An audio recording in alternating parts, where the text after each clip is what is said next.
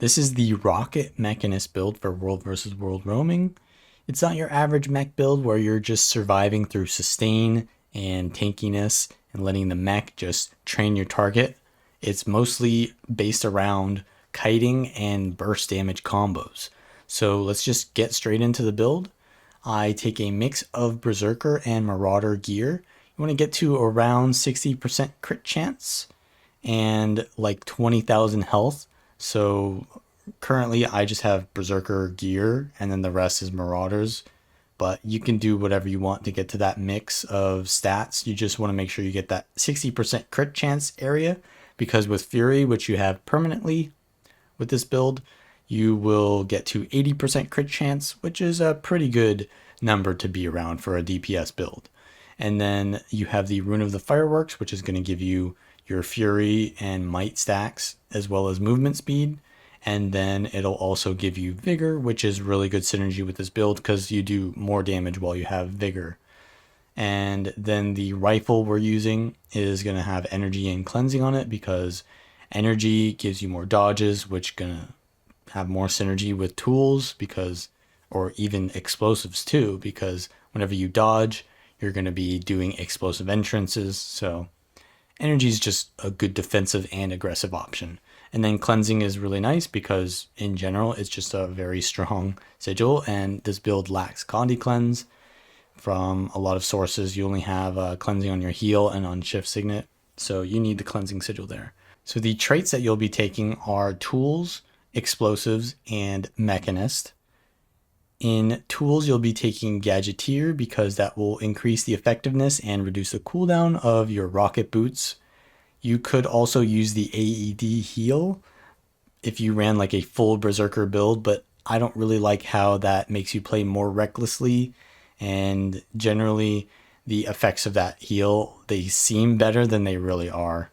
So I just stick to the healing turret because it allows you to play a little bit more intelligently.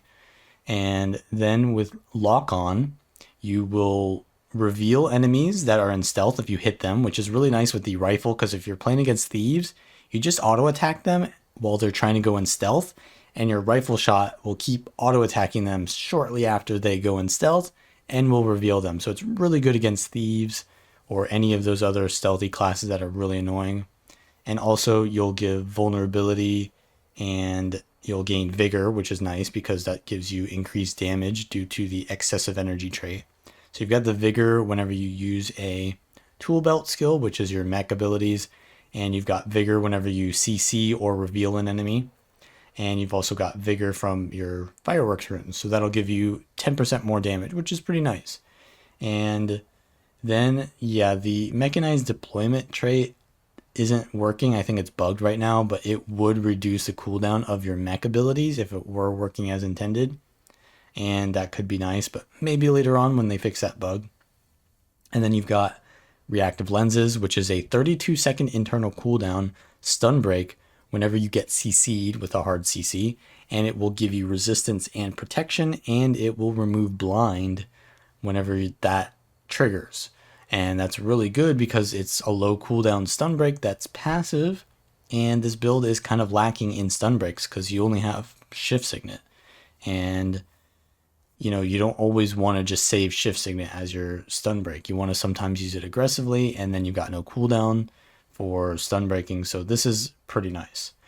And then in explosives, you have explosive entrance, which is whenever you dodge or your first attack in combat will do an explosive entrance. If you hit, it can miss and you'll lose the effect. But if you dodge and then attack someone, you'll get this extra hit, which is an explosion, which has more synergy with the explosions trait line, but it'll do a decent amount of damage. So oftentimes you're dodging a lot to survive, and as long as you hit with anything, you will actually trigger this extra effect, which does a lot of damage. So like, for example, rocket boots, if someone's on top of you and you dodge and then you rocket boots away from them and you hit them with the rocket boots, you actually do a lot of damage to them. So this actually does add up over time, and it's pretty important to poking down your targets so that you can eventually land your big burst combos to finish them off. Then you've got short fuse. This is a really good trait because it's what gives you your permanent fury. It gives you the fury whenever you hit with an explosion, and your explosive entrance is an explosion, and also aim assisted rocket is an explosion. So this trait will essentially apply a trigger effect whenever you hit a target that's above the range threshold of 450 range, which is a decent amount. So you want to stay at range to trigger this. And it shoots a rocket, which does decent amount of damage. It's a little bit less than explosive entrance. But when these things crit, they add up over time. And it's a 3-second internal cooldown. So it definitely adds a lot of damage over time. And then you've also got increased damage to targets with vulnerability, which is pretty good synergy with the tools trait line. And of course, the tools trait line also synergizes with explosives because whenever you have vigor, you're also dodging more, which gives you more explosive entrance. So just really good damage synergy between these two trait lines. And then finally, you have Big Boomer, which gives you more damage to targets you have more health percentage than, and will heal you whenever you hit with an explosion. So that's kind of like your main sustain other than just your heal skill. And yeah, you just get a lot of damage due to these two trait lines. Now finally, you have the Mechanist trait line.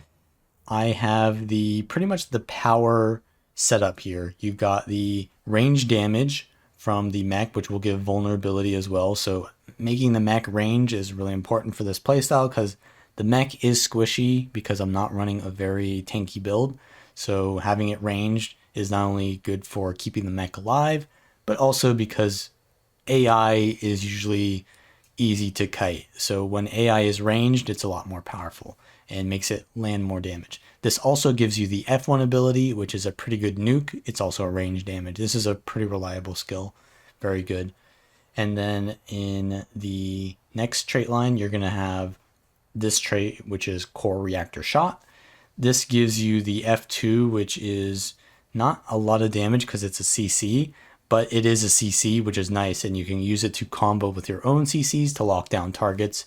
And there's quite a bit of CC on this build, so the combos that you can do with the core reactor shot is pretty devastating. So even though it doesn't do a lot of damage, it can set up a lot of damage.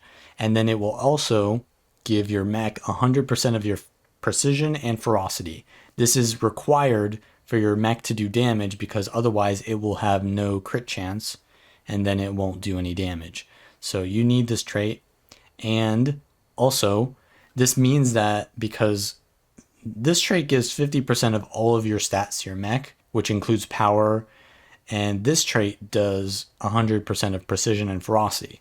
What that means is that precision and ferocity is a little bit better synergy with Mechanist than power. And while you still want power, for this reason, I actually use the power and precision, precision and ferocity food here, cans of butternut squash soup, or you can get the better version because it'll scale better with the mech. So that's just an interesting to know. And then there is Jade Mortar, which is your F3, which does a lot of damage, but it's a little bit hard to land. So we'll talk about how to land that later.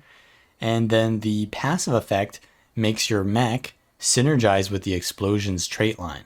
So first of all, 33% of your mech's abilities that land will count as an explosion, but they will also have the on-hit effects from explosives. So if my mech gets the explosion chance there, then it will get fury from the short fuse. If the mech does a attack from range and it hits above the threshold, it will trigger the aim assisted rocket. So I can be shooting aim assisted rockets and my mech can be shooting the aim assisted rockets. So this has doubled up the effect of this and it really adds a lot of poke damage over time. And then you've also got Big Boomer, which will give the healing to my mech, which is kind of important because the mech doesn't really get any other sustain other than maybe my heal turret healing it. So giving it that extra sustain is a little bit nice. Another thing is that the aim assisted rocket will trigger an orbital strike on the fourth charge, as you can see here. So if you look at the missiles that we're shooting out, they do a lot of damage, but this little orbital strike from the that comes from above, that can trigger from my mech too. And you can see there, it did like 10,000 damage. So it does a lot of damage over time, just like passively. And that adds up.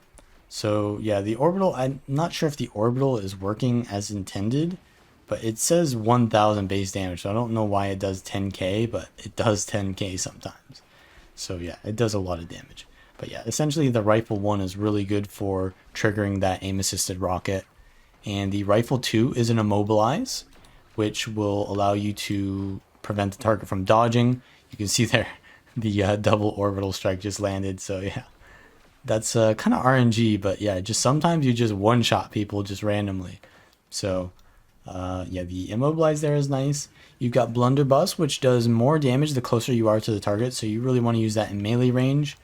But since you generally don't want to be in melee range because you want to be getting those aim assisted rockets, you only really use this when you're doing your big combos. Then you've got overcharge shot, which is a knockback. It's a pretty low cooldown for such a heavy CC. It's a 15-second cooldown, and the CC is really long, and it gets targets away from you, so you get that extra range, so you can get the aim assisted rocket out.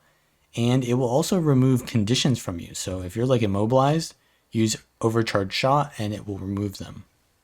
Then you've got jump shot, which will do a combo finisher leap, and it will do extra damage on the final hit, which is going to do a lot in your burst combos that we'll talk about later. And then you've got your mech abilities. So the mech ability F1, the spark revolver, if you see here my mech, I'm going to call it to me. It's a ranged kind of volley attack. Very reliable attack because it kind of just shoots at the target very fast. It's hard for you to avoid it other than just dodging. So that's your most reliable damage. Usually you want to tie that in with overcharge shot because when you knock something away from your mech, it's harder for the mech to land it. So the F1 is pretty easy to land with it. So I like to do overcharge shot into the F1, and that'll do a lot of damage with the orbital as well. Then your F2, usually you want to use that when the mech is closer to the target because it's a slower moving projectile, but it is a CC if it lands. And when you land that CC, it allows you to land a lot of other things like the jade mortar. So the jade mortar is insane damage, 3000 base damage. And if you see it right here, I'm going to cast it, and it's did like 7000 damage there. Now it is a very hard to land ability. The pathing gets really messed up when enemies move around. So you really want to make sure that you either use that when the target is close or it's like a down situation where they're not moving at all. And we'll talk about the combo as well, where you really make that easy to land. So the utility skills, I use healing turret. Healing turret gives you a little bit of healing, but it gives you a water field, and you can blast that with your jump shot. I like to do jump shot in it, and then I can use also rocket boots through it as well, so you can get 2 extra blasts there, which gives you generally it's like 8 to 10,000 healing from that, as well as the regeneration. So it's kind of nice to use the healing turret with those combos. And then you've got the toolkit. So the toolkit gives you a melee attack, which isn't amazing, but it does give vulnerability. And it's like your only melee damage because you have a lot of projectiles. So this build does get countered by projectiles pretty easily. So if you really needed a melee attack, then that's what you'd use actually. And it's not the best, but it's the best that you can get on this build. And then you got Box of Nails. Actually a pretty good ability because when you're kiting a lot of time, you just put this down and it'll cripple enemies that are chasing you. So it's really good for kiting. And then you've got Pry Bar. This is your big damage burst skill in melee. Just does a lot of damage and it will put on some confusion, which doesn't really do that much. But essentially it's a melee attack, so you want to be using that in your melee burst. Then you've got Gear Shield, which gives you a 2-second duration block, which is kind of nice because you don't really have any other blocks. You mostly just have your dodge to avoid damage in this build, so it's really good. And then you have Magnet Pull, which is a 1200 range unblockable pull. And you'll see this little, well, it actually removed the animation there for some reason, but you can also remove the animation yourself by detargeting and essentially like the enemies who see that magnet pull animation will always dodge it because they don't want to get pulled in if they know what it is. So what you can do is you can either face away from the target and start casting the magnet pull, and then retarget to the target, and then it'll look like this, where you do this, and then you retarget, and then you get the pull.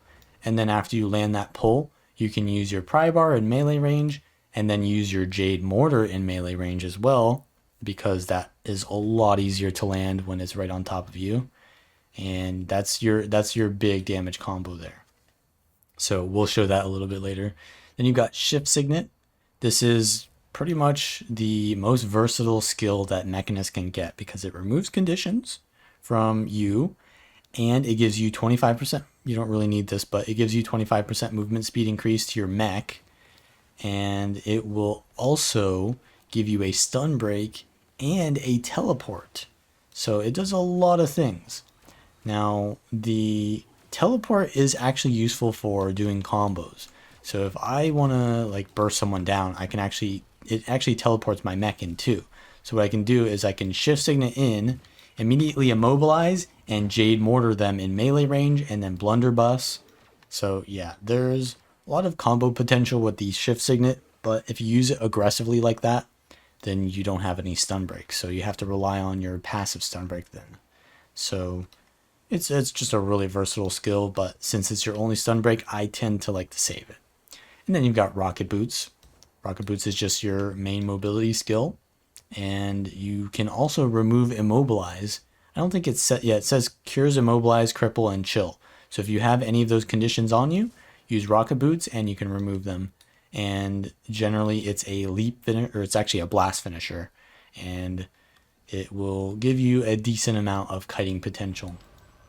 And lastly, you have your Mortar Kit. These are just long range abilities, and the 2 skill is just this, they're all the same thing pretty much. The 2 is just poison, 3 is chill, and the 4 is blind. The blind is actually pretty strong because if enemies are on top of you, you're really weak against builds that are melee range because you want to escape from those. So when enemies jump on top of you, you can put down the flash shell to protect yourself from them. And the Mortar Kit in general is very versatile because it allows you to kite while dealing damage.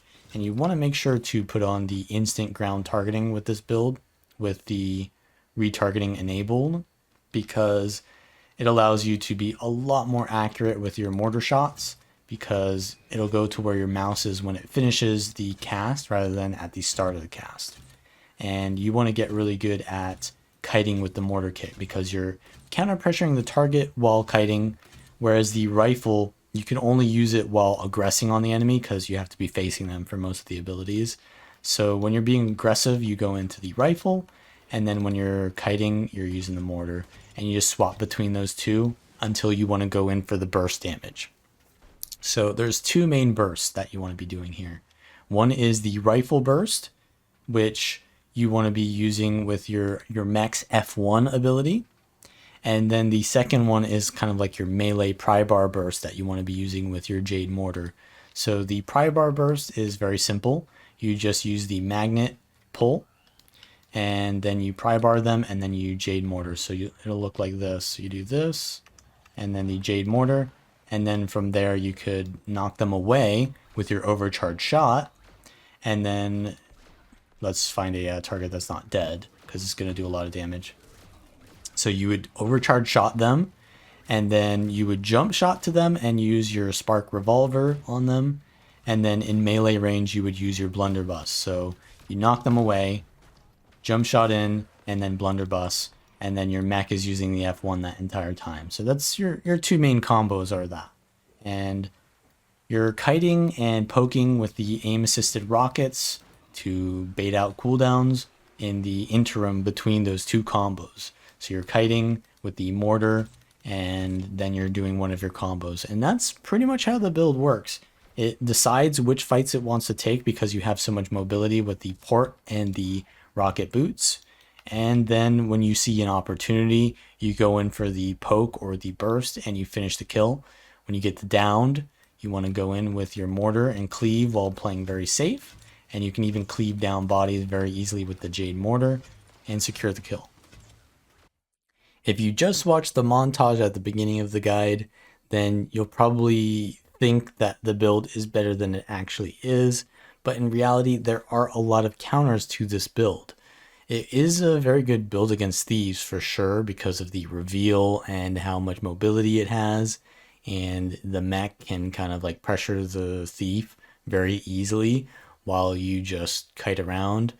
But against tankier or more condition based classes, it's going to struggle because, first of all, you're a burst build, so anything that's like a bruiser or a tank that can stay on top of you is generally going to not only prevent you from getting your aim assisted rocket because you need to be at 450 range, but you're not a very sustainable build. You've got the healing turret, which you can combo through for a lot of sustain and even use the mortar 5 to combo through. But other than that, it's pretty much you're going to rely on your mobility and positioning to survive. So you're not going to really have a good time against like will benders or anything that can just really stick on top of you. Like even like a power rev is going to be hard because they'll pour it on you and then you sword 3. You can use your gear shield, of course, to survive burst in small windows of time, but it's not sustained, like I said. And even condition classes, which you don't have a lot of condition cleanse against, you're going to probably struggle with. And of course, since you're basically an AI class, since right the mech is most of your class, condition builds are generally really good against AI because AI don't really cleanse themselves. So they take the full damage there. And if your mech dies, then obviously you're going to be in a very big disadvantage. Now you can obviously just disengage if that's the case because you have the option to choose your fights with rocket boots and shift signet. You can just get out of combat easily, but not always do people like to play that passively. And if someone's like focusing your mech, you do have some ways to play around that. Like you can use your mortar 4 and blind enemies if they're playing very melee oriented builds and they're on your mech, then you can really counter pressure them like that. You can even shift signet your mech away from them, and you want to get used to controlling your mech with the new keybinds, obviously. But other than that, yeah, the mech is it's vulnerable. It doesn't have a lot of sustain. So you do want to be micromanaging it. And if you're going to use your rocket boots to get out of combat, it will actually follow you a lot faster. So when your mech is trying to keep up with you, it actually moves faster than normal. So if you like just rocket boots away and then call the mech to you, it'll generally survive a situation if people are focusing it. But if you do manage to survive, then you can go in with your heavy burst damage when you've got the opportunity to do so, and you'll get rewarded quite a bit with the amount of pressure that you can give out. But that's pretty much how you play the Rocket Mechanist. And if you like this video, then give it a like, subscribe for more, and I will see you all next time.